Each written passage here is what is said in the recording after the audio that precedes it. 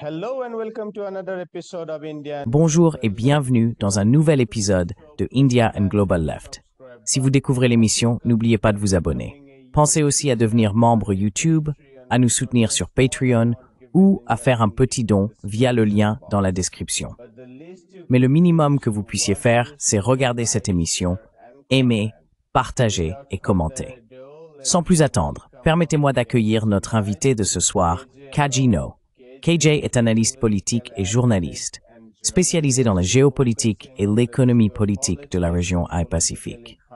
KJ, bienvenue dans India and Global Left. Welcome to India and Global Left. Merci, c'est un plaisir d'être avec vous. Je voulais principalement discuter de la politique étrangère des États-Unis et nous pouvons nous concentrer sur différents aspects de ce sujet. Mais en préparant cet entretien, je suis tombé sur l'un des débats auxquels vous avez participé concernant le rôle de la Chine, en particulier en lien avec le génocide en cours en Palestine. J'ai pensé, étant donné que nous couvrons la question palestinienne depuis longtemps, même avant le génocide post-7 octobre, et que nous avons également abordé la Chine sous un angle positif, en considérant que l'essor de la Chine s'est accompagné de l'éradication de la pauvreté absolue pour tant de personnes, et que la montée en puissance de la Chine représente une alternative anti-impérialiste à la domination occidentale, nous avons beaucoup parlé de la Chine. Je me suis donc dit que nous pourrions commencer par votre point de vue sur cette discussion concernant le rôle de la Chine dans l'arrêt du génocide. Ce serait très intéressant. Comment abordez-vous ce débat et quelle serait votre réserve face au récit selon lequel la Chine n'en ferait pas assez pour mettre fin au génocide?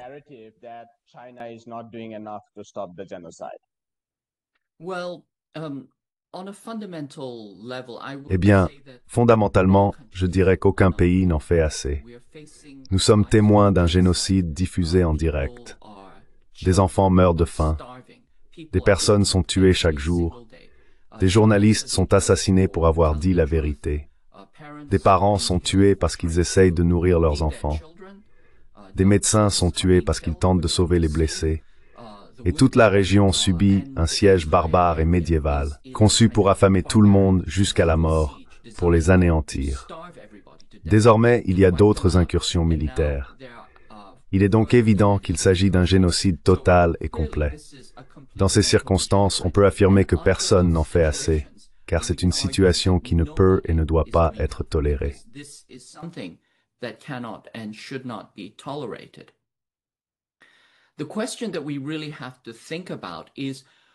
La véritable question à se poser est la suivante.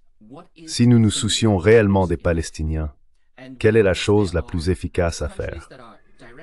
Nous savons qu'il existe des pays directement impliqués dans le financement du génocide. Il y a des pays qui fournissent directement des armes pour le génocide. Il y a des pays qui couvrent le génocide. Il y a des pays qui rejettent toute tentative au Conseil de sécurité de l'ONU de sanctionner Israël. Et nous savons qu'il y a des pays pour lesquels Israël sert de proxy. Ce n'est pas seulement une question d'analyse. Si vous pensez qu'il s'agit d'un génocide israélien, vous faites déjà fausse route. Il s'agit d'un génocide américain dont Israël est le sous-traitant, et cela offre une sorte de déni plausible que les États-Unis essayent d'exploiter.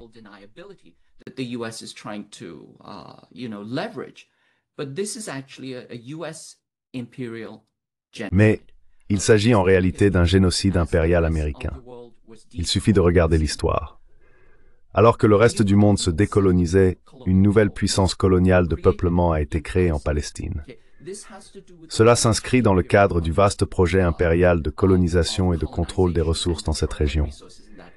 Si vous pensez qu'il s'agit uniquement d'Israël et du sionisme, vous faites déjà fausse route. Donc, si nous comprenons qu'il s'agit d'un génocide impérial mené par les États-Unis et l'Occident, il faut alors se poser la question la plus difficile. Comment arrêter le génocide impérial occidental? Et la réponse à cette question n'est pas simple, car il s'agit d'un enchaînement continu de génocides. Il faut donc se demander, voulons-nous réellement aider les Palestiniens, ou cherchons-nous à détourner et à diluer la responsabilité? and diffuse blame? Are you trying to diffuse responsibility? We have to ask. Essayez-vous de diluer la responsabilité? Nous devons nous demander qu'est-ce qui est efficace? Et si nous commençons à poser la question de l'efficacité, alors nous devons examiner la responsabilité politique. Il y a les puissances occidentales coloniales de peuplement qui sont directement impliquées dans le génocide, et ce sont elles qu'il faut cibler. Si vous commencez à élargir le champ et à dire que, vous savez, des tiers sont responsables, que tout le monde est responsable, alors vous commencez à diluer la faute, et vous détournez l'effort concentré qui devrait être exercé par les citoyens du Nord global sur leur propre gouvernement pour qu'ils commencent réellement à agir. To actually start to do something. We're starting to see large popular movements. Nous commençons à voir de grands mouvements populaires où les gens essayent de demander des comptes à leur gouvernement. Toutes les organisations auxquelles j'appartiens aux États-Unis mènent des actions directes contre notre propre gouvernement. Mais il existe un secteur de la gauche dite synthétique qui cherche à détourner l'attention. Ils veulent dire « Regardez, c'est tellement désespéré, c'est trop grand pour nous, nous ne pouvons rien faire, alors blâmons les tiers. » Ce n'est pas de l'action politique, c'est une forme de psychologisation et de catharsis à laquelle certains s'adonnent. C'est une manière de désamorcer l'action nécessaire, et je crois que c'est une façon de nuire encore davantage aux Palestiniens qui souffrent déjà énormément.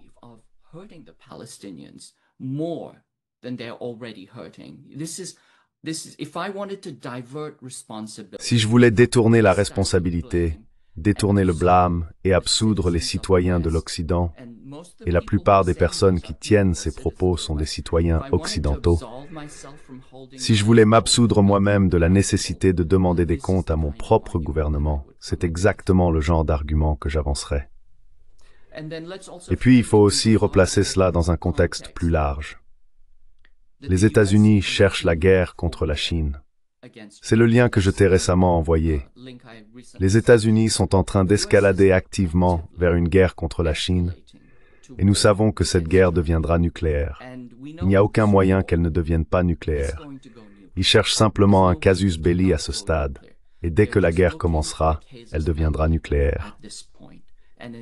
Nous sommes donc littéralement confrontés à un dilemme du tramway. Un dilemme nucléaire du tramway.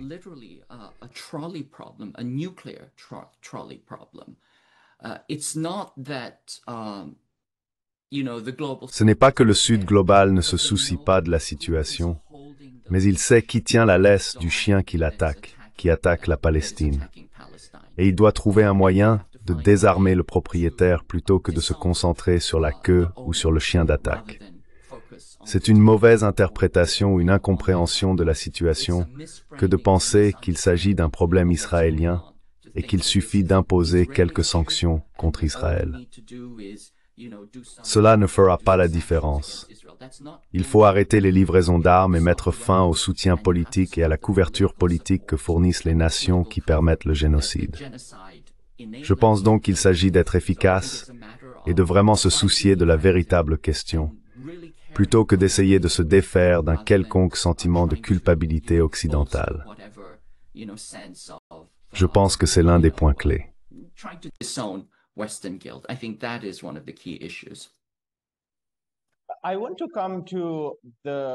Je voudrais aborder la préparation des États-Unis à la guerre contre la Chine.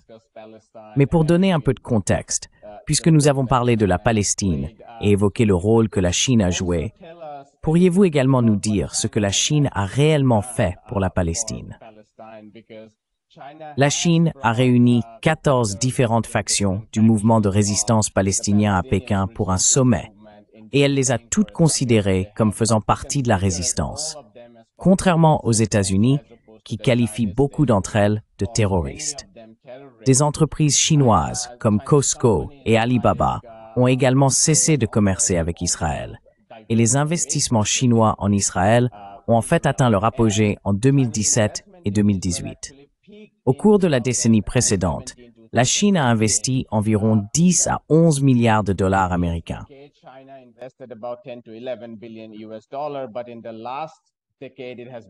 Mais au cours de la dernière décennie, cela n'a été que 2 à 3 milliards de dollars américains.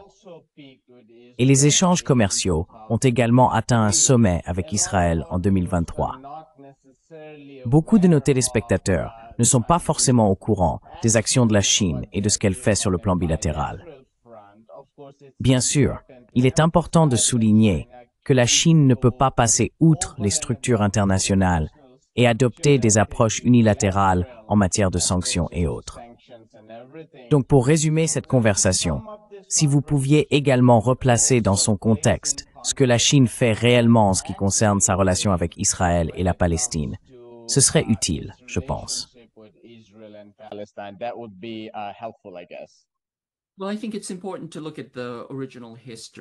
Eh bien, je pense qu'il est important de se pencher sur l'histoire d'origine. En 1988, la Chine a été l'un des premiers pays à reconnaître l'État palestinien. Et pendant des décennies auparavant, elle a été un soutien ardent et puissant de l'OLP, y compris en les soutenant directement dans la lutte armée. Jusqu'à aujourd'hui, la Chine a affirmé que les Palestiniens ont le droit à la résistance armée. Et comme vous le soulignez, elle a réuni les 14 factions des partis palestiniens. On ne peut rien faire si la politique interne est fracturée. Donc la première étape consiste en réalité à rassembler les différents partis, ce que la Chine a fait.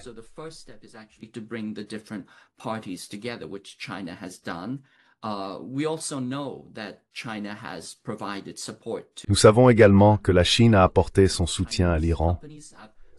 Nous savons que des entreprises chinoises ont soutenu le Yémen. En particulier, ils utilisent le système de ciblage Beidou. Ce n'est pas une aide négligeable. Et nous savons aussi que la raison pour laquelle beaucoup de gens ont commencé à comprendre ce que vivaient réellement les Palestiniens, c'est à cause de TikTok, qui appartient à une société mère chinoise. C'est pourquoi les Israéliens font pression sur TikTok. Vous savez, c'est pourquoi les États-Unis forcent la vente de TikTok, parce qu'ils considèrent TikTok comme un défi à leur contrôle de la sphère de l'information, et en particulier sur Taïwan.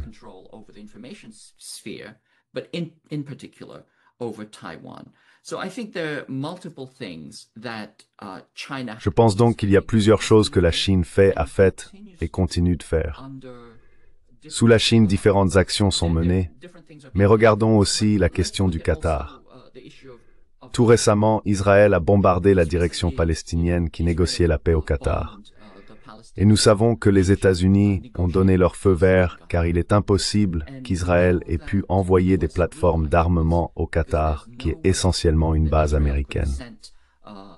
C'est une monarchie qui se fait passer pour un pays et qui sert en réalité de prétexte à la plus grande base américaine de la région. Ce sont les deux jumeaux maléfiques du Moyen-Orient, Israël et le Qatar. Et ils ont un joli service de relations publiques. Ça s'appelle Al Jazeera. And they have a nice PR arm, it's called Al Jazeera, and they, lift up the Palestinian issues. Et ils mettent en avant les questions palestiniennes. Mais ils se concentrent toujours, comme je le souligne, sur le petit I, Israël, et non sur le grand I, l'impérialisme. Ainsi, lorsque Israël bombarde le Qatar, on peut voir la nature de ce système. Et vous savez qu'aurait pu faire la Chine dans cette situation? Devrait-elle sanctionner le Qatar? Devrait-elle sanctionner les États-Unis? Devrait-elle sanctionner tous les autres pays qui ont permis l'attaque israélienne? Ce sont des questions complexes, et les Chinois essaient donc de naviguer prudemment dans un véritable champ de mines, qui est en réalité préparé pour une guerre mondiale. En fait, je dirais que nous sommes déjà dans les premières étapes de la Troisième Guerre mondiale. Et comme je l'ai dit, cette guerre va devenir nucléaire. Is going to go nuclear. Everything that I see in both doctrine and policy. Tout ce que je vois, tant dans la doctrine que dans la politique, indique que cela va devenir nucléaire. Et bien sûr, les actuels génocidaires sont les deux États voyous dotés de l'arme nucléaire, les États-Unis et Israël. On peut donc constater qu'il y a des enjeux et des risques énormes. Pour encore une fois, donner le contexte historique. Le génocide n'est pas nouveau pour le peuple chinois. Pendant la Seconde Guerre mondiale, ou, du point de vue chinois, La guerre d'agression fasciste japonaise contre la Chine, ils ont perdu 35 millions de personnes. Cela représente 8 à 10% de leur population. Nous avons vu, vous savez, que cela a commencé en 1931, et à partir de 1931, lorsqu'ils ont envahi la Mandchourie, ils ont créé un État esclave appelé Manchukuo, qui était dirigé et géré par le travail forcé.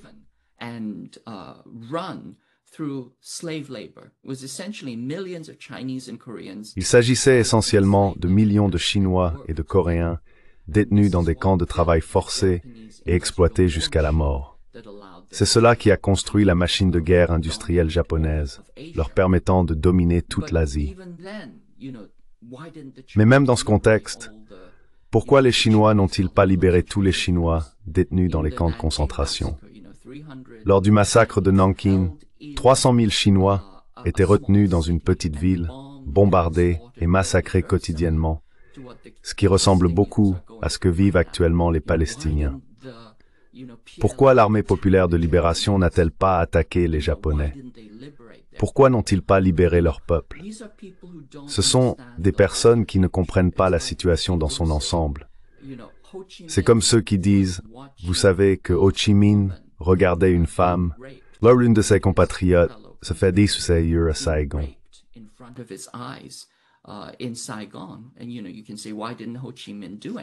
Et vous savez, on peut se demander pourquoi Ho Chi Minh n'a rien fait. Eh bien, il a fait quelque chose. Il s'est débarrassé des violeurs. C'étaient les policiers coloniaux qui les violaient, et il les a expulsés de tout son pays. Mais il faut comprendre que ce n'est pas simplement à propos de cela. Il faut voir le tableau d'ensemble.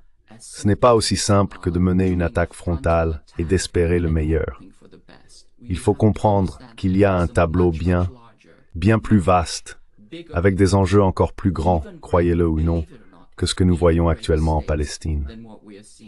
On peut aussi voir, vous savez, pendant le génocide indonésien, quand 1 million et demi de communistes ont été tués, qui ont été les premières personnes tuées lors du génocide indonésien.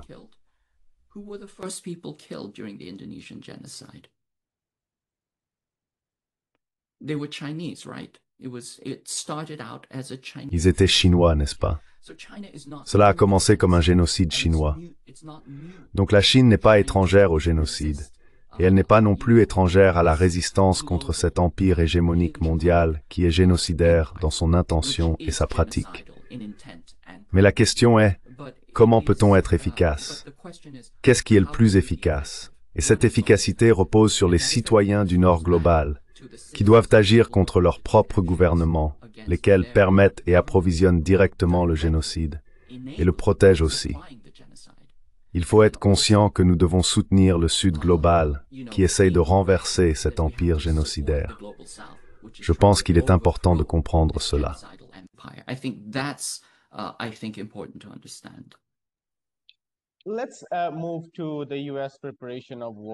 Passons à la préparation des États-Unis à une guerre contre la Chine.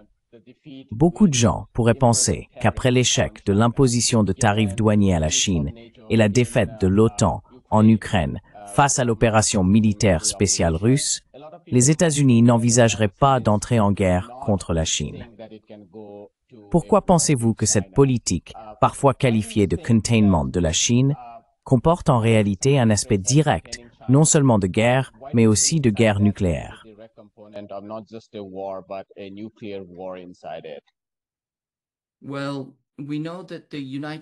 Eh bien, nous savons que les États-Unis ne peuvent pas gagner une guerre conventionnelle contre la Chine, certainement pas dans son propre arrière-cour, ou plutôt son avant-cour.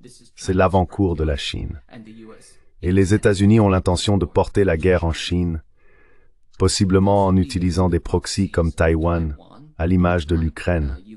Ils sont en train d'ukrainiser Taïwan à l'heure où nous parlons, et peut-être aussi les Philippines. Jusqu'à très récemment, je pense qu'il y avait un plan très solide pour utiliser la Corée du Sud, car les États-Unis détiennent l'OPCON sur les 3,6 millions de soldats sud-coréens. Ce sont des troupes prêtes à partir en guerre immédiatement. C'est donc de cela qu'il s'agissait avec le coup d'État militaire de Yoon Suk-yeol. Military coup was about. I believe that was really about handing over OPCON. Je pense que cela visait en réalité à transférer l'OPCON aux États-Unis sous prétexte d'OPCON en temps de guerre, car le coup d'État impliquait une provocation contre la Corée du Nord pour déclencher une guerre contre elle. On peut donc voir que tout a été soigneusement préparé.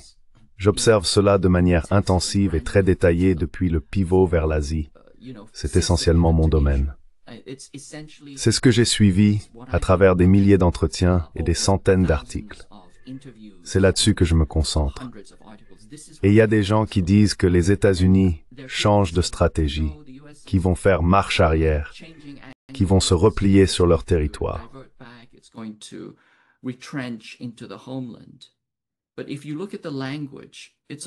Mais si vous regardez le langage employé, c'est un peu comme lorsque Marco Rubio parle de reconnaître la multipolarité. Ce qu'il entend par multipolarité est très différent de ce que la plupart d'entre nous comprenons par ce terme. Et c'est la même chose lorsque les États-Unis, selon une fuite rapportée par Politico, affirment que la stratégie de défense nationale semble vouloir se concentrer sur le territoire national. Puis, juste après, on lit un article dans Stars and Stripes où ils interviewent le général Paparo et il dit que le territoire national inclut le Pacifique. En d'autres termes, c'est ce vieux cliché « Qui a perdu la Chine ?» Vous savez, en 1949, les États-Unis se demandaient « Qui a perdu la Chine ?»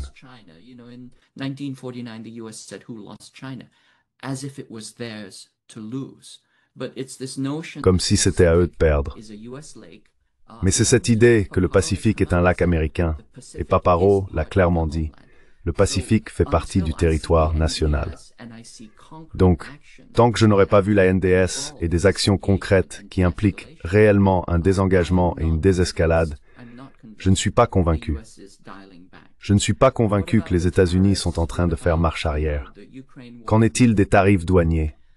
Qu'en est-il, vous savez, de la guerre en Ukraine? La guerre en Ukraine est une situation intéressante.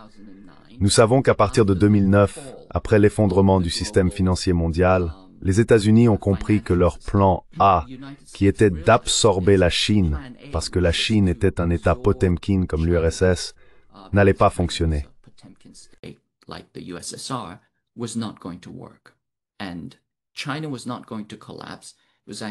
Et la Chine n'allait pas s'effondrer. En réalité, c'était l'Occident qui était en train de s'effondrer. C'est alors qu'ils ont décidé qu'il fallait prendre des mesures plus fermes. C'est à ce moment-là que le plan de guerre a été élaboré. Il s'agit d'une doctrine de guerre appelée Air-Sea Battle, qui est dérivée du plan de bataille Air-Land Battle de l'ère soviétique, conçu pour faire face à l'URSS, lui-même inspiré de la doctrine militaire israélienne de la guerre du Kippour. En somme, nous avons une doctrine de décapitation israélienne appliquée à la Chine, planifiée depuis 2009. Ces plans n'ont jamais changé, ils ont simplement été de plus en plus affinés.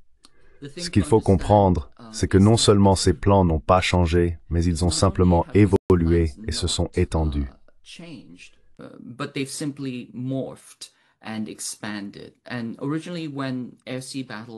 À l'origine, lorsque le concept Air-Sea Battle a été élaboré, Air-Sea Battle, que l'on connaît généralement sous le nom d'Air-Land Battle, le prédécesseur d'Air-Sea Battle, nous connaissons Air-Land Battle dans le langage courant comme la stratégie de choc et stupeur. C'est ce qui a été utilisé contre l'Irak et tous les pays suivants. C'est un plan de choc et stupeur. Il faut donc comprendre que les États-Unis ont planifié une doctrine de guerre basée sur le choc et la stupeur contre la Chine depuis environ 2009. Ce n'était pas simplement une doctrine militaire, car les États-Unis croient en la domination totale et à la guerre hybride. Cela s'accompagnait donc aussi d'un plan de guerre économique. C'est ce qu'on appelait le TPP, le partenariat transpacifique, qui était un plan visant à isoler la Chine économiquement et, en substance, à la sanctionner et l'affaiblir, exactement comme il l'avait fait avec l'Irak avant d'envahir.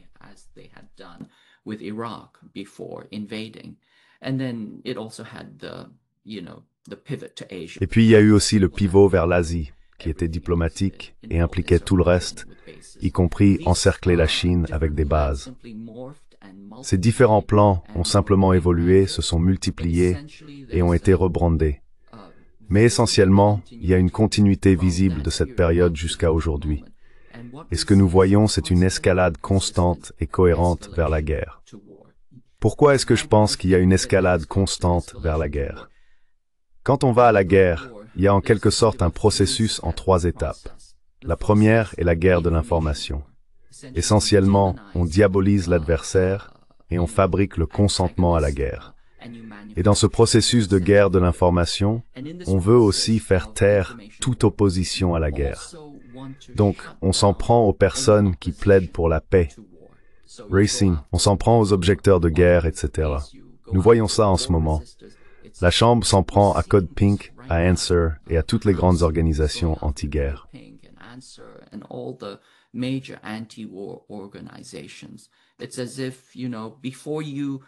C'est comme si, vous savez, avant d'envoyer l'infanterie, vous vouliez neutraliser toutes les défenses aériennes. Avant de commencer la guerre, vous voulez éliminer tout ce qui remet en cause votre contrôle de l'espace informationnel. Vous voulez avoir la supériorité aérienne avant d'entrer en guerre. Et avant de commencer la guerre, vous voulez aussi avoir la supériorité informationnelle. C'est pourquoi nous assistons à cette escalade de la guerre de l'information et à des tentatives très délibérées et ciblées de domination informationnelle. C'est ce que nous voyons en ce moment. La deuxième étape, c'est ce que nous appelons la préparation du théâtre. Il s'agit de préparer la région à la guerre en prépositionnant des stocks, des armes, des munitions, en effectuant des exercices militaires, en déployant des troupes sur le terrain. Tout cela est déjà en cours. Cela se fait depuis des années et l'escalade est constante.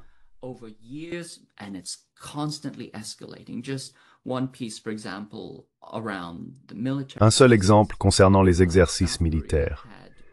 La Corée du Sud a mis 275 jours d'exercices militaires l'année dernière. C'est du jamais vu. Et pendant ces 275 jours, ils ont effectué 20 répétitions de bombardements nucléaires, 20 répétitions de bombardements stratégiques, et ils s'entraînaient aussi, par exemple, à la capture de prisonniers de guerre, etc.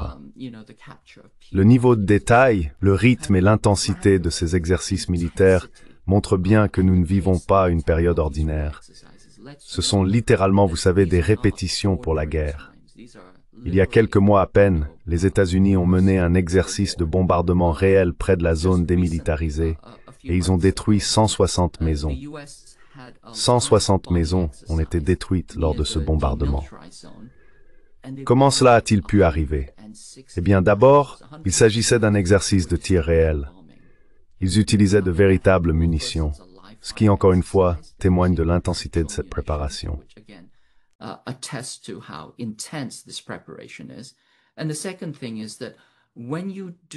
Et la deuxième chose, c'est que lorsque vous effectuez des exercices à un rythme, une cadence et une intensité qui s'approchent réellement de la guerre, alors vous allez rencontrer le même type d'erreurs que l'on trouve en temps de guerre, c'est-à-dire des incidents de tir amis. Donc vous savez, c'est ce qui s'est passé. Mais cela vous permet de comprendre, ça vous donne un aperçu de ce qui se passe. Et ensuite, je dis, vous savez, le troisième signal ou la troisième étape de la guerre, c'est la provocation. Donc encore une fois, la première étape est la guerre de l'information. La deuxième étape consiste à façonner le théâtre. Et la troisième étape est la provocation. On cherche un casus belli et nous voyons la provocation se produire constamment. Cela se passe en mer de Chine méridionale, dans le détroit de Taïwan. Et cela a failli se produire sur la péninsule coréenne.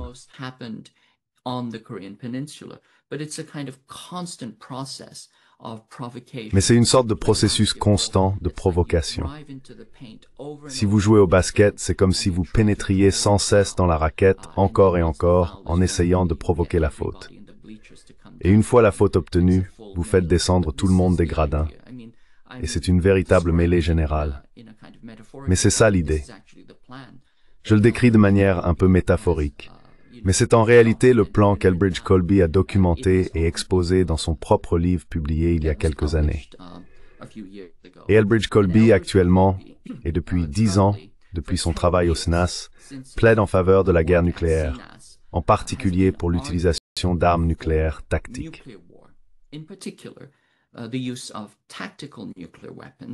Et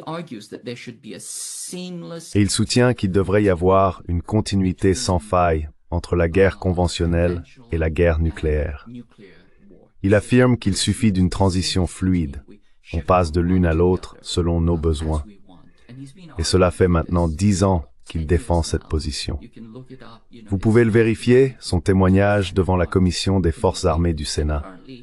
Actuellement, il est le numéro 3 au Pentagone. Il est le sous-secrétaire à la politique au Pentagone. Encore une chose à comprendre.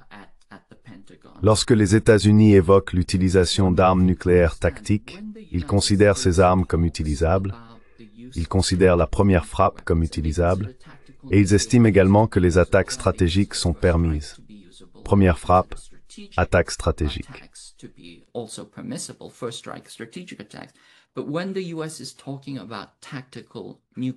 Mais lorsque les États-Unis parlent d'armes nucléaires tactiques, ils font référence à des armes pouvant atteindre 200 à 300 kilotonnes. Eh bien, à quel point 300 kilotonnes sont-elles puissantes? La bombe atomique d'Hiroshima faisait 15 kilotonnes. Nous parlons donc de l'utilisation de bombes environ 20 fois plus puissantes que celle d'Hiroshima.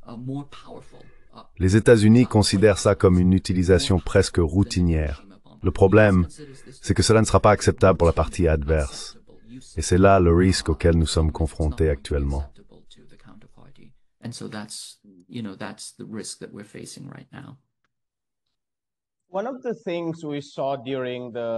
L'une des choses que nous avons observées lors de la première guerre froide entre l'Union soviétique et les États-Unis, c'est que de nombreux autres endroits sont devenus des champs de bataille et des zones de frontières.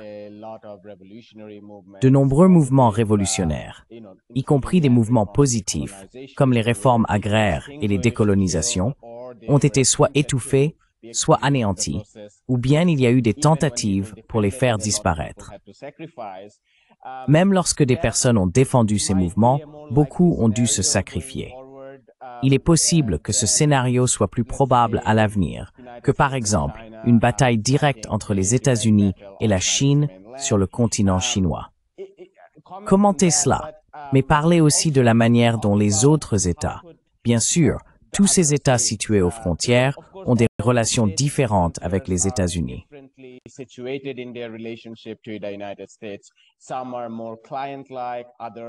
Certains sont plus semblables à des clients, d'autres disposent d'une autonomie relativement plus grande.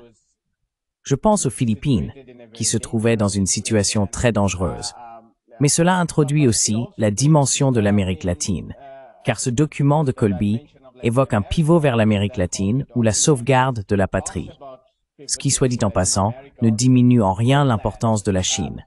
Si cela a un effet, c'est de minimiser la Russie et l'Eurasie. Cela ne diminue pas l'importance de la Chine. Mais cela fait aussi partie de la domination historique des États-Unis en Amérique latine.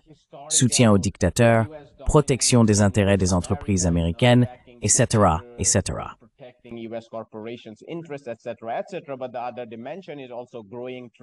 Mais l'autre dimension, c'est aussi l'augmentation des échanges commerciaux et des liens entre la Chine et l'Amérique latine, ce que les États-Unis perçoivent comme une menace. Nous l'avons vu au Panama, avec Sika Hutchison contraint de se retirer et le consortium BlackRock prenant le contrôle de ces deux ports.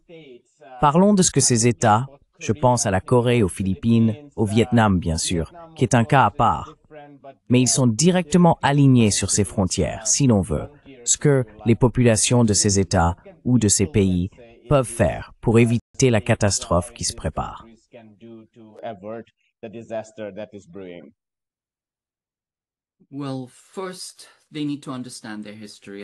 Eh bien, tout d'abord, ils doivent comprendre leur histoire. Et ils doivent comprendre qu'ils ne devraient pas être entraînés dans une guerre par procuration au nom des États-Unis. Malheureusement, le précédent historique montre que beaucoup d'entre eux sont dirigés par des gouvernements de complaisance occidentaux, des gouvernements compradors. Par exemple, la vice-présidente de Taïwan est en réalité une Jersey Girl. Elle était citoyenne américaine et chouchoute des néoconservateurs à Washington, puis elle a commodément abandonné sa citoyenneté pour pouvoir devenir vice-présidente. Mais le parti DPP sur l'île de Taïwan est en réalité une filiale à part entière du NED, et ils ont leur propre vice-présidente américaine originaire du New Jersey.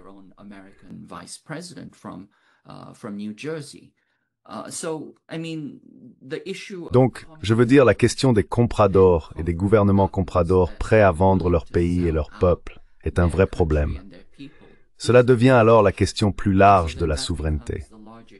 À moins que le Sud global ne construise sa propre souveraineté, il n'a vraiment aucune chance. Alors à quoi ressemble la souveraineté? Encore une fois, cela revient à la discussion que j'ai eue plus tôt. Si l'on comprend que le premier domaine de la guerre est la guerre de l'information, c'est la dimension pré-cinétique, alors ce dont on a besoin, c'est de la souveraineté informationnelle. Il faut une souveraineté numérique.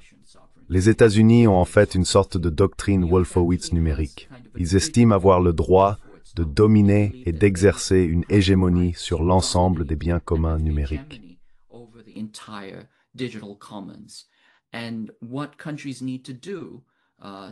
Ce que les pays doivent faire, à l'instar de la Chine, c'est instaurer une souveraineté numérique imperméable à la subversion occidentale, tout comme ils doivent, par exemple, avoir la souveraineté sur leurs propres terres, leur espace aérien et leurs ressources en eau. C'est fondamental.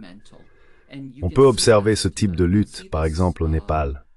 La politique népalaise a été catastrophique pendant très longtemps, avec toutes sortes de contradictions. Mais le changement soudain dans la gouvernance du Népal s'est produit lorsque le pays a tenté d'affirmer sa souveraineté numérique. C'est quelque chose qui ne peut pas être toléré dans le Sud global.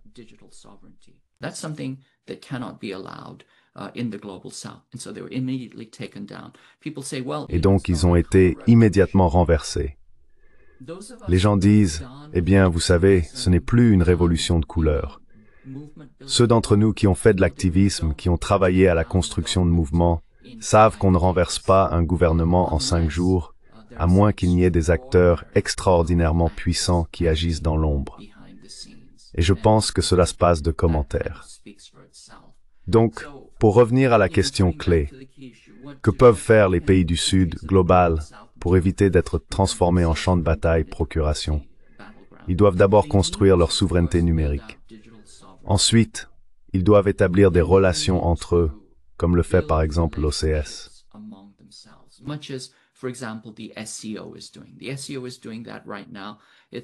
L'OCS fait cela en ce moment.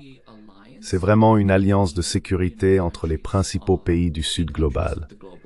Comme nous l'avons vu lors du récent sommet de l'OCS, cela implique d'abord la souveraineté numérique, y compris la souveraineté en matière d'IA.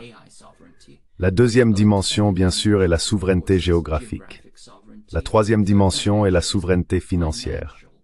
À moins de disposer d'une souveraineté financière, vous serez attaqué, harcelé et détruit économiquement, ce qui réduit toute capacité de résistance, et vous serez renversé. Ils sont donc en train de construire cette souveraineté financière, notamment à travers différents systèmes de compensation et de mécanismes de règlement des paiements.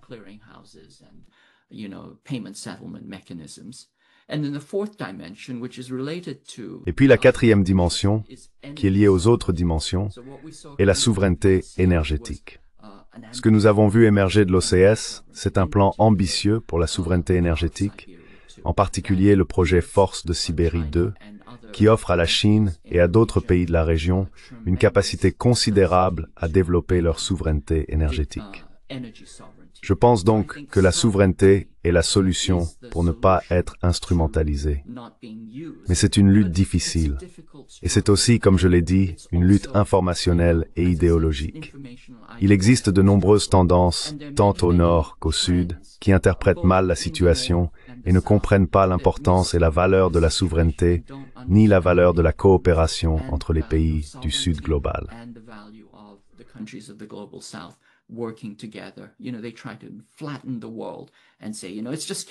Vous savez, ils essayent d'aplanir le monde et disent que, vous savez, c'est juste le capitalisme transnational, et que c'est ça l'ennemi.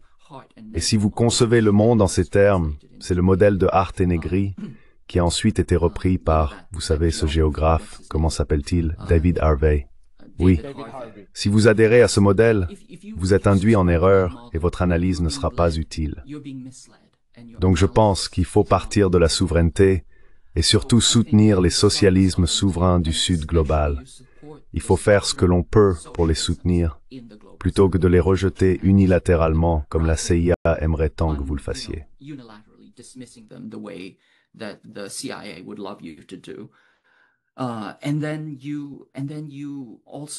Et puis, si vous êtes dans le Nord global, vous travaillez aussi à empêcher la guerre d'éclater.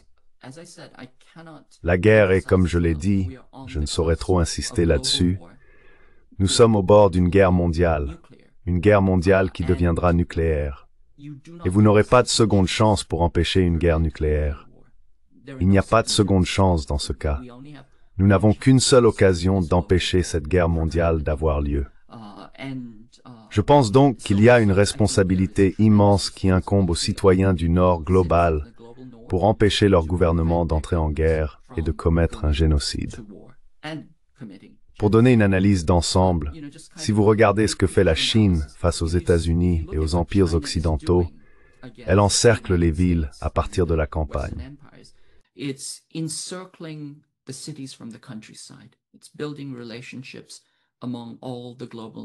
s'agit de tisser des relations entre tous les pays du Sud global, malgré les contradictions, malgré les problèmes.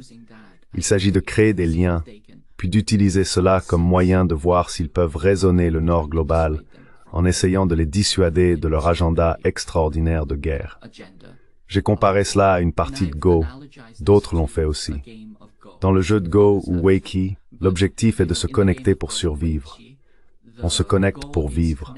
L'Occident considère souvent la géopolitique comme une partie d'échecs, le grand échiquier et tout cela. Aux échecs, il s'agit de se positionner pour tuer. Ce sont donc des jeux très différents qui se jouent, et c'est pourquoi ça paraît incongru, asymétrique et difficile à comprendre.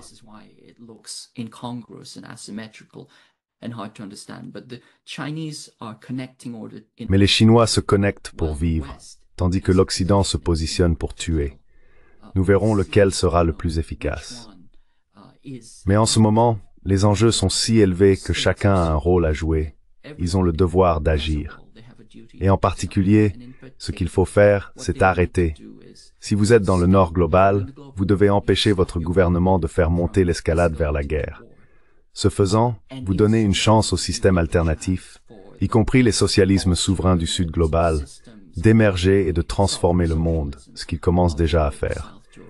Mais le plan est de les étouffer, tout comme la Corée a été étouffée au Sud. Je veux dire littéralement, un génocide a été commis en Corée, même avant que la guerre n'éclate.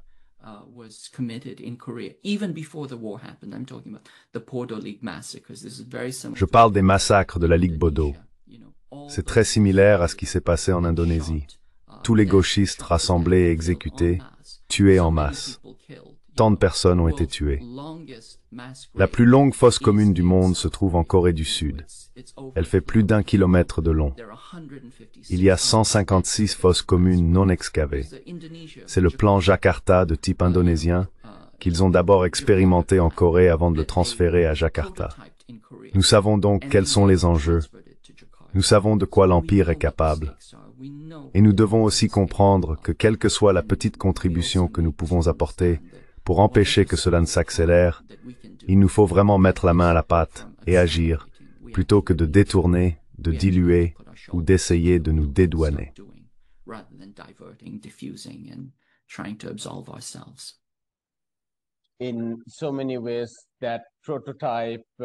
À bien des égards, ce prototype en Corée avait lui aussi différents prototypes dans les Amériques, puisque les États-Unis ont littéralement été fondés en décimant des communautés politiques. Peut-être, Kaji, pourrions-nous conclure en discutant ou en entendant tes réflexions sur ce récit ou ce fait du déclin de l'Empire américain. Parce que très souvent, je vois des personnes du Nord global parler du déclin comme d'un effondrement. Ils voient le dollar baisser un peu et disent que le dollar s'effondre. Ils voient les États-Unis repousser en Eurasie et affirment que l'armée américaine s'effondre. Ou bien les États-Unis se retirent volontairement du Yémen. Et ils disent que c'est une énorme défaite militaire. Et la liste est interminable.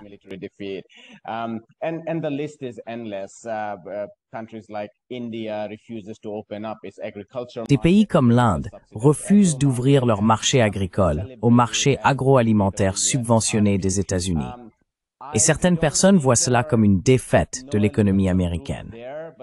Je ne dis pas qu'il n'y a pas une part de vérité là-dedans, mais parfois je m'inquiète aussi des aspects négatifs de l'Empire américain, où je m'inquiète de la poursuite à long terme de cet empire, même s'il est en déclin, ce qui reste préoccupant. Je suis curieux. Comment percevez-vous le rythme et la nature du déclin de l'Empire américain?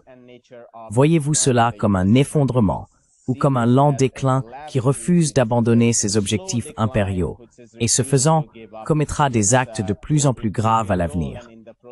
Et les citoyens de la majorité mondiale doivent rester très vigilants à ce sujet.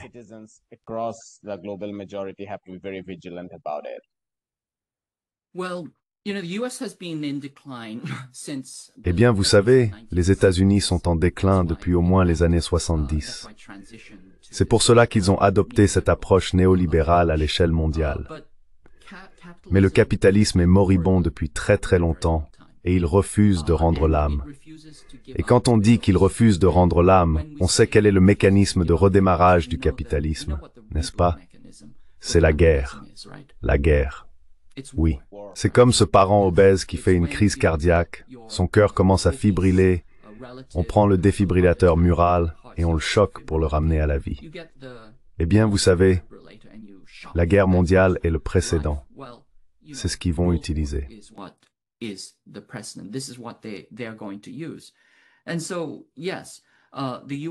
Donc oui, les États-Unis sont en déclin. L'empire capitaliste mondial est en déclin. Et ce déclin se fait à la fois lentement et rapidement, avançant sur différentes voies selon les domaines. Le pays se désindustrialise depuis les années 1970. Et quand on parle de désindustrialisation, il s'agit aussi d'une perte de compétences. La main-d'œuvre a été déqualifiée au point qu'elle n'est plus capable, même si elle en avait la volonté et le capital nécessaire pour se réindustrialiser, de fournir la main-d'œuvre qualifiée indispensable au travail industriel. Si vous demandez aux gens s'ils veulent travailler en usine, personne ne veut travailler en usine.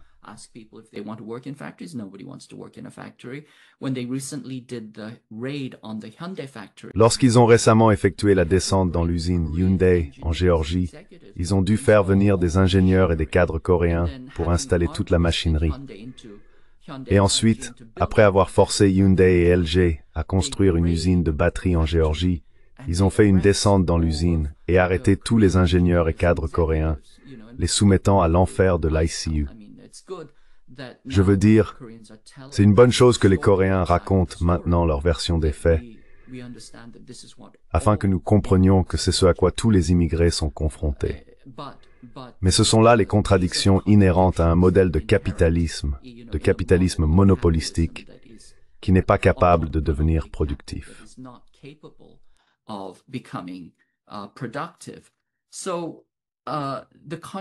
Donc, les contradictions sont profondes et le déclin est continu et persistant. La question est de savoir, vous voyez, quand aura lieu le point d'inflexion. C'est difficile à dire. On sait toujours que les choses se passent lentement puis soudainement. Sommes-nous au point d'inflexion? S'agit-il de l'effondrement du dollar? Est-ce que ce sont les différents mécanismes de dédollarisation qui feront basculer la situation? Nous ne le savons pas. Mais ce que je sais, et je déteste me répéter autant, c'est que les États-Unis, malgré leur effondrement dans tous les secteurs, dans l'éducation, l'industrie, la production, tous ces domaines, restent encore forts dans deux domaines. L'un d'eux est le militaire.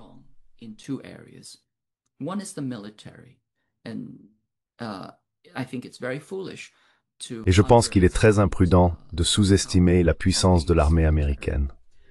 Ensuite, la deuxième compétence ou le deuxième super-pouvoir que possède l'Empire américain, c'est le marketing.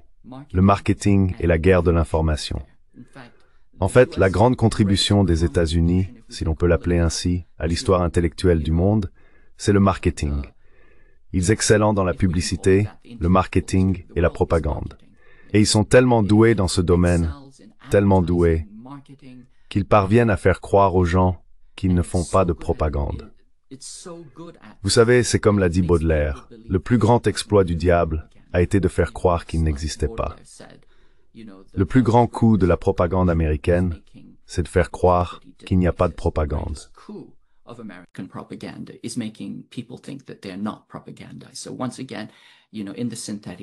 Donc, une fois de plus, au sein de la gauche synthétique, ils pensent réfléchir de manière claire et indépendante, mais ils ne font que répéter des clichés issus de la propagande occidentale, des médias d'État, et ainsi de suite. Ils pensent qu'Al Jazeera est une source à consulter et à laquelle on peut faire confiance. Je veux dire, il suffit de regarder la couverture par Al Jazeera de l'accord entre l'Arabie Saoudite et le Pakistan. Ils ont supprimé dans leur reportage la partie essentielle qui expliquait que cela était dû à la méfiance envers les États-Unis, ainsi que l'attaque contre le Qatar, qui a accéléré le traité de défense mutuelle entre l'Arabie Saoudite et le Pakistan. Donc une fois de plus, la propagande est tellement puissante et omniprésente. Et c'est précisément là qu'il faut lui résister.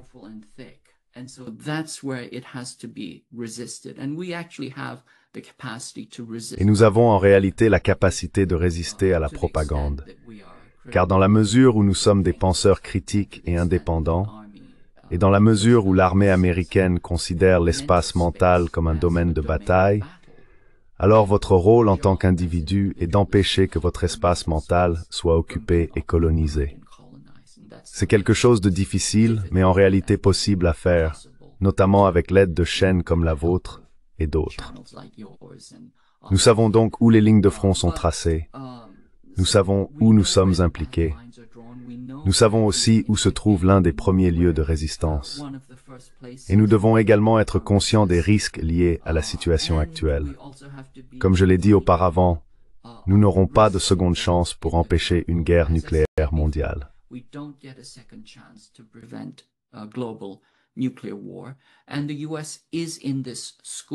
Et les États-Unis sont dans cette mentalité de tireurs de masse dans les écoles.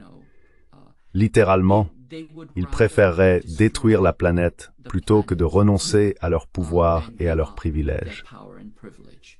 Je crois que c'est littéralement vrai. Je pense que certains d'entre eux croient aussi qu'ils ne seront pas détruits.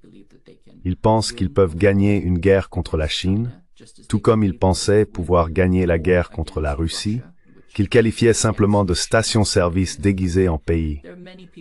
Beaucoup de gens croient cela. J'appelle ça le sophisme de l'ours grizzly. Aux États-Unis, environ 6% de la population adulte pense qu'elle peut vaincre un grizzly qui pèse probablement 10 fois leur poids et qui a des griffes.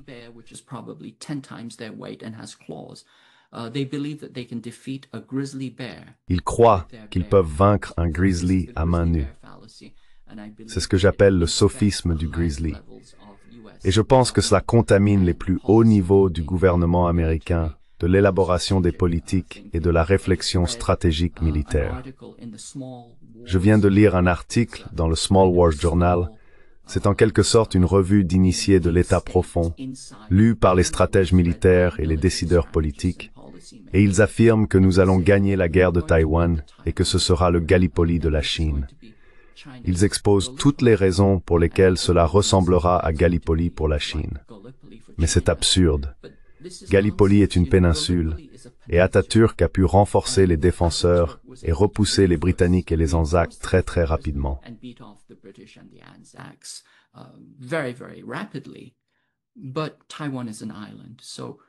Mais Taïwan est une île. Donc en réalité, Taïwan ressemble davantage à un Dien Bien Phu aquatique au Vietnam. Essentiellement, ils sont une cible facile, et ce sont les Chinois qui disposent des lignes d'approvisionnement, alors que les Taïwanais n'en ont pas. C'est en fait l'inverse de Gallipoli. Et en substance, le plan pour Taïwan est le même que celui qu'avaient les Français pour Dien Bien Phu. Ils voyaient cela comme une zone de destruction, un piège dans lequel ils attireraient l'armée populaire du Vietnam pour une bataille rangée, puis les anéantiraient. C'était leur plan. Ils avaient prévu des manœuvres. Ils feraient venir des parachutistes français et allaient décimer l'armée vietnamienne. Et ils avaient aussi un plan de secours. Je crois qu'il s'appelait l'opération Vulture. backup plan. I think it was called Operation Vulture. The backup plan was to use strategic. Le plan de secours était d'utiliser des armes nucléaires stratégiques, tactiques. C'est donc le même genre de folie et de déraison. Heureusement, à l'époque, ni les armes nucléaires stratégiques ni les armes nucléaires tactiques n'ont été utilisées, et les Français se sont rendus. Ce fut probablement la reddition la plus humiliante de l'histoire militaire française. Et les Vietnamiens ont pu affirmer leur indépendance. Mais une fois de plus, tout comme les Américains sont devenus les successeurs des colonisateurs français au Vietnam, ils ont essentiellement pris la place des Français. Les Américains ont été les successeurs des colonisateurs japonais, dans la mesure où ils ont réhabilité les criminels de guerre japonais. They rehabilitated the Japanese war criminals. They made some of the war criminals prime ministers. Ils ont nommé certains criminels de guerre premiers ministres.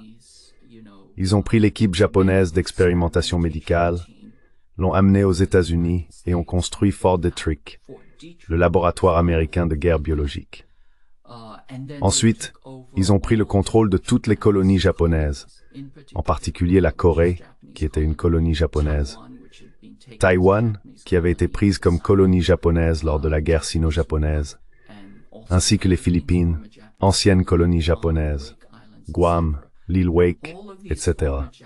Toutes ces anciennes colonies japonaises ont été transformées en colonies et bases américaines. Ainsi, du point de vue chinois, ils observent cela et repensent à leurs 14 années de lutte anti-impérialiste et anticoloniale contre les Japonais.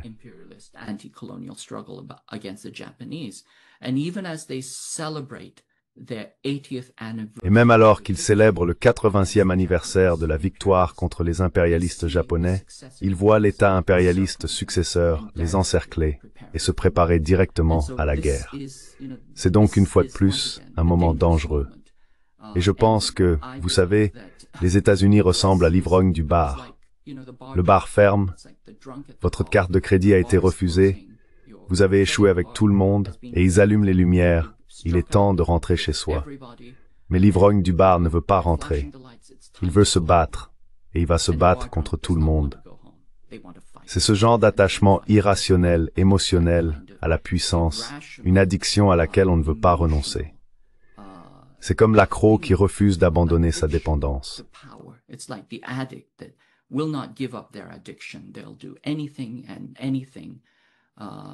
Ils feront tout et n'importe quoi pour, vous savez, garder leur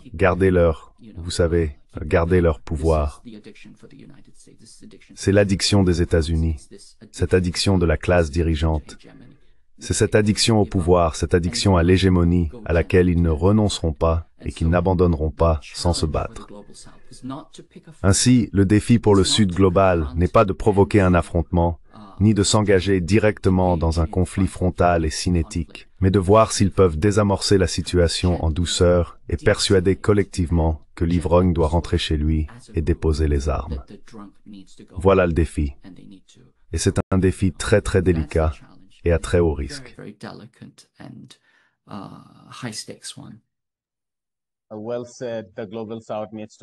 Bien dit. Le Sud global doit s'unir et faire comprendre que l'ivrogne doit rentrer chez lui. Je pense que c'était aussi l'un des aspects de la célébration chinoise du jour de la victoire, le 80e anniversaire de la victoire contre l'alliance antifasciste en Asie et aussi contre l'impérialisme japonais, qui a été ignoré en Occident. Ce n'était pas seulement à propos de la Chine. La plupart des gens y voient une démonstration spectaculaire d'armes militaires chinoises dirigées contre les États-Unis. Mais ils ne comprennent pas l'histoire. L'Asie a une longue histoire et une expérience de la colonisation, et la résistance a été collective.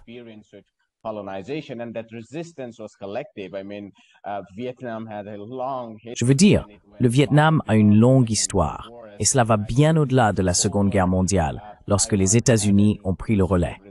Taïwan a une histoire de résistance qui remonte au moins à 1895. La Corée a été divisée à cause de ses alternatives à la résistance, et les États-Unis n'ont jamais permis l'existence d'une Corée indépendante lorsqu'ils ont pris le contrôle. Donc, je pense que beaucoup de gens en Occident ne comprennent pas cette longue histoire et cet esprit collectif.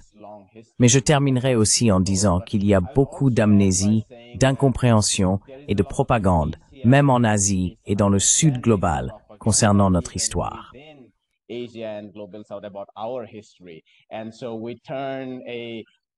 Ainsi, nous transformons un conflit frontalier entre, excusez-moi, l'Inde et la Chine, et nous commençons à l'examiner à travers le prisme de ce grand échiquier, alors que ce n'est pas le cas. Je veux dire, l'Inde et la Chine n'ont pas ces contradictions. L'Inde n'est pas militairement dépendante des États-Unis. Bien sûr, nous avons d'autres dépendances. Nous n'avons pas de souveraineté numérique, comme vous l'avez mentionné auparavant. Nos élites sont également beaucoup plus liées au secteur financier et aux entreprises américaines.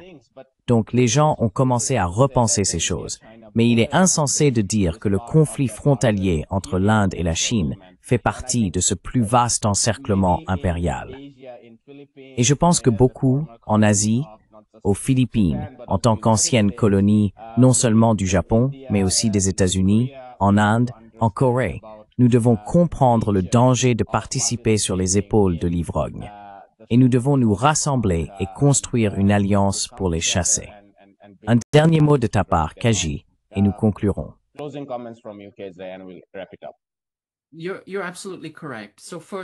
Vous avez tout à fait raison. D'abord, l'amnésie historique est essentielle. Nous devons pratiquer l'anamnèse, nous devons nous souvenir de l'histoire, car sinon nous allons répéter les mêmes erreurs. Ce qu'il faut bien comprendre, c'est qu'après la Seconde Guerre mondiale, alors que les puissances impériales se détruisaient et s'affaiblissaient, il y a eu un espace et une ouverture pour les mouvements de décolonisation et de libération nationale. Alors que l'Occident se décolonisait, il ne s'est pas vraiment décolonisé. Il a simplement passé le relais de la colonisation à d'autres pays, comme les États-Unis. La colonisation s'est transformée en forme néocoloniale, telle que la financiarisation, qui est toujours la dynamique de l'impérialisme. Et cela a également laissé un héritage de division et de domination.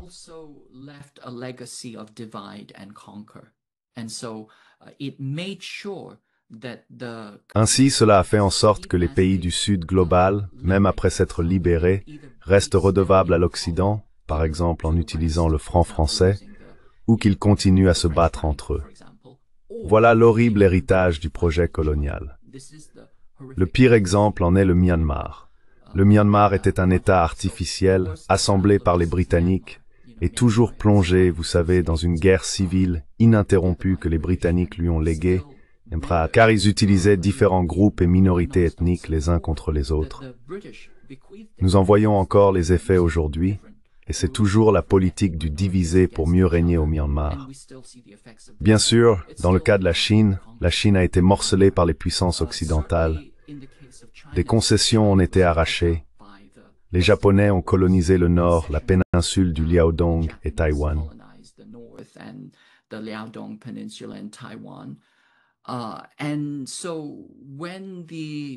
Ainsi, lorsque les Britanniques et l'Occident ont quitté cette région du monde, la Chine avait 14 frontières terrestres, et chacune d'entre elles était source de conflits. Il y avait des contestations territoriales avec 14 autres États. La Chine a en réalité résolu 12 de ces 14 conflits à l'amiable, cédant très souvent du territoire pour parvenir à un accord. Les deux seuls pays avec lesquels les conflits ne sont pas résolus sont l'Inde, héritage des frontières tracées par les Britanniques, et le Népal. Ces types de conflits hérités, qui continuent de couvert, sont encore attisés et utilisés contre les pays du Sud global pour diviser et régner. C'est ce que le Sud global doit comprendre.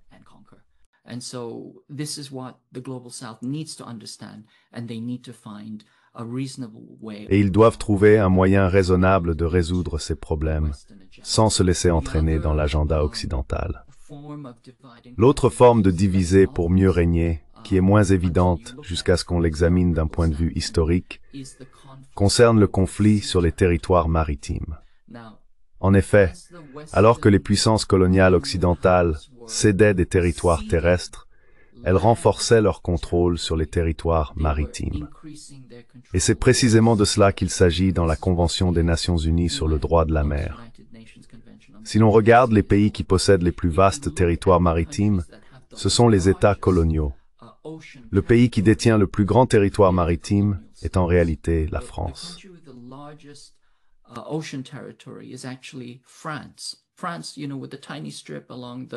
La France, vous savez, avec cette petite bande le long de la Méditerranée, possède en réalité le plus grand territoire océanique du monde, environ 11 millions de kilomètres carrés. Le deuxième plus grand, bien sûr, c'est les États-Unis.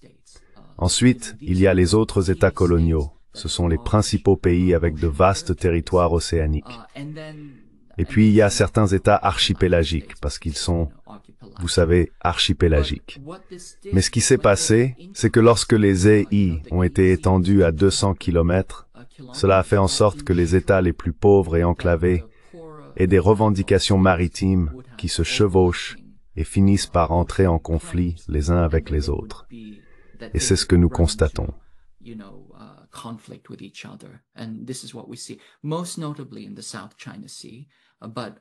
Notamment en mer de Chine méridionale, mais aussi ailleurs dans le monde, nous voyons comment les empires occidentaux, les puissances coloniales occidentales, ont utilisé la Convention des Nations Unies sur le droit de la mer pour établir de vastes zones de contrôle sur les passages océaniques et les points navals stratégiques, tout en veillant à ce que les pays les plus pauvres se retrouvent en conflit à propos de revendications territoriales maritimes qui se chevauchent. Cela va complètement à l'encontre de la conception originale de la Convention des Nations Unies sur le droit de la mer, qui visait à préserver les océans comme un bien commun mondial pour tous. Cette intention a été totalement sapée. Les délibérations sont devenues entièrement secrètes, mais nous savons que le résultat a été de soutenir et de renforcer les puissances coloniales occidentales, simplement d'une manière différente.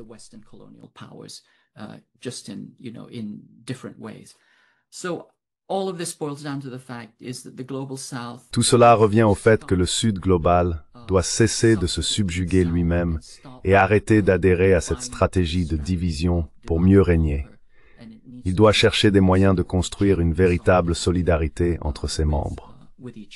Je pense qu'il y a de petits progrès, mais il faut aller beaucoup plus loin. La présence de Modi au sommet de l'OCS, par exemple, était un bon début.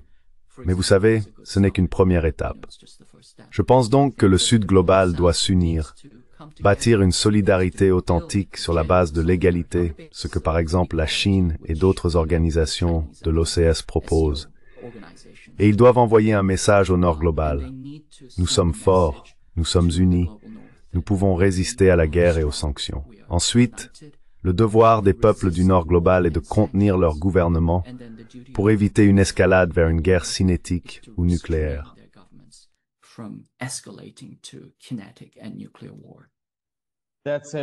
C'est une remarque merveilleuse et pleine de perspicacité pour conclure, Kaji. Merci beaucoup pour votre temps. Passez une excellente fin de journée. Merci. Ce fut un plaisir de discuter avec vous. Pareillement. Prends soin de toi. Au revoir. Bonjour, je m'appelle Ayushman. Avec Jyotishman, nous avons lancé cette plateforme. Depuis 2 ans, nous essayons de créer du contenu pour les forces de gauche et progressistes. Jusqu'à présent, nous avons interviewé des économistes, des historiens, des commentateurs politiques et des militants. Si vous avez apprécié notre contenu jusqu'à présent et souhaitez que nous construisions une archive pour la gauche, j'ai 2 demandes à vous faire. Merci d'envisager de faire un don à cette cause. Le lien se trouve dans la description ci-dessous. Si vous ne pouvez pas le faire, ne soyez pas triste. Vous pouvez toujours aimer nos vidéos et les partager avec vos camarades. Enfin, n'oubliez pas d'appuyer sur le bouton d'abonnement. Hit the subscribe button.